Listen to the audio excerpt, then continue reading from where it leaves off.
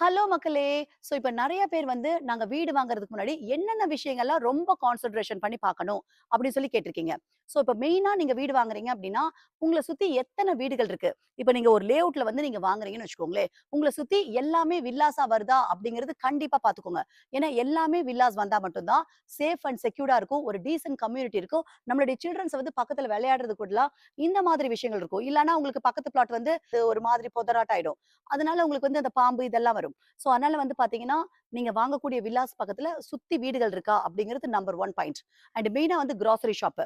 அதுக்கப்புறம் வந்துட்டு schools, colleges, bus stops இதெல்லாம் பக்கத்துல இருக்கான்னு பார்த்துக்கோங்க. இது இல்லாம இருந்ததுன்னா, அப்புறம் ஒவ்வொரு தடவையும் நீங்க போயிட்டு வந்துட்டு இருக்கணும். அண்ட் வந்து பார்த்தீங்கன்னா, மெயினா பில்டர் கிட்ட என்ன பார்க்கணும்னா, நீங்க வந்து அவங்க வந்து என்ன பேக்கேஜா குடுக்குறாங்களா? லேண்டு, பில்டிங்கு டோட்டல் பேக்கேஜா குடுக்குறாங்களா? அப்படிங்கிற மாரி நீங்க ரேட் பேசிக்கோங்க. அதுக்கப்புறமா வந்துட்டு நீங்க பண்ற ரெஜிஸ்ட்ரேஷன் ப்ராசஸ் இது எல்லாமே அவங்களே ஃபுல்லா சப்போர்ட் பண்ணி குடுக்குறாங்களா? அப்படிங்கிறது பார்த்துக்கோங்க. அதுக்கப்புறமா மெயினா பார்க்க வேண்டியது லோன் ப்ராசஸிங்க்கு எந்த அளவுக்கு ஒரு பில்டர் சப்போர்ட் பண்ணி குடுக்குறாங்க. அவங்க கிட்ட நீங்க முதல்லயே அதெல்லாம் கேட்டுக்கோங்க. அதுக்கான ப்ராசஸிங் ஃபீ, அதுக்கான எம்ஓடிடி அதெல்லாமே எப்படி என்ன அமௌண்ட் வருதுங்கிறது முதல்ல நீங்க கேட்டுக்கோங்க. லோன் ப்ராசஸிங் அப்டின்னா, லோன் ப்ராசஸிங் ஃபீ எவ்ளோ? எம்ஓடிடி எவ்ளோ வரும்? இது எல்லாமே நீங்க வந்து முதல்ல நீங்க கேட்டுக்கோங்க. அதுக்கப்புறம் எந்தவித ஹிட்டன் சார்ஜஸும் இருக்கக்கூடாது. முதலே எல்லாமே நீங்க வில்லா பர்ச்சேஸ் புக் பண்றப்பவே என்னென்ன வரும்? டில் கீ ஹேண்ட் ஓவர் என்னென்னலாம் அமௌண்ட் வந்து நீங்க கேட்பீங்க அப்படிங்கிறது, நீங்க முதலே தெளிவா எழுதி வாங்கிக்கோங்க. இதெல்லாம் நீங்க பண்ணிக்கணும். அதுக்கப்புறமா அந்த பில்டர் வந்து நம்ம வந்து கஸ்டமைசேஷன் பண்ண முடியுமா? நம்ம வந்து ஒரு வில்லா வந்து புக் பண்றோம் அப்படின்னா, அதுக்கு முன்னாடியே என்ன மாதிரி கஸ்டமைசேஷன் பண்ணிக்கலாம்? அதெல்லாமே நீங்க கேட்டுக்கோங்க.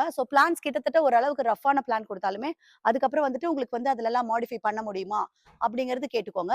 அதுக்கு என்னென்ன எக்ஸ்ட்ரா காஸ்ட் அவங்க கேட்பாங்க? ஏதாவது மாடிஃபிகேஷன் பண்றப்போ என்னென்ன எக்ஸ்ட்ரா காஸ்ட் கேட்பாங்க? அப்படிங்கிறதும் நீங்க கேட்டுக்கோங்க. அண்ட் வந்து மெயினா வந்து உங்களுக்கு வந்து ஒரு கஸ்டமைஸ்டு வில்லாஸ் போறதுக்கான ஆப்ஷன் இருக்காங்கிறது பார்த்துக்கோங்க. நீங்க ஒரு பூமி பூஜாலருந்து கீ ஹேண்ட் ஓவர் வரைக்கும் டோட்டல் ப்ராசஸ் என்னங்கிறது நீங்க தெளிவா கேட்டுக்கோங்க. இதெல்லாம் நீங்க கேட்டுட்டீங்க அப்டின்னா, உங்களுடைய வீடு வந்து ஸ்மூத்தா நம்ம போகும். நம்மளுடைய கிரீன் நெஸ்ட்ட பொறுத்தவரைக்கும் no hidden charges, the 100% transparency, the quality construction எல்லாமே தெளிவா இந்த எக்ஸ்பென்சஸ் ஆகும் அப்டிங்கிறது முதலே நம்ம சொல்லிருவோம். நம்ம வந்து ஃபுல் பேக்கேஜ் அப்டிங்கிறனால எக்ஸ்ட்ரா காஸ்ட் உங்களுக்கு வராது. ஃபுல் பேக்கேஜ் அப்டின்னா building plan approval, house tax, EB எல்லாமே சேர்த்து ஃபுல் பேக்கேஜ். பிகாஸ் அவங்களுக்கு டைம் இருக்காது கஸ்டமர்ஸ்க்கு. எல்லாமே சேர்ந்து ஒரு வில்லா பேக்கேஜா நம்ம குடுப்போம். உங்க கையில ஜஸ்ட் 1,00,000 மட்டும் இருந்தா போதும். இந்த மாதிரி கிரேட் வில்லா நீங்க வாங்கிக்கலாம். வீடு வாங்குறதுக்கு முன்னாடி என்னென்ன விஷயங்கள்லாம் வேணுமோ, அது எல்லாமே தெளிவா தெரிஞ்சுக்கோங்க. Thank you so much.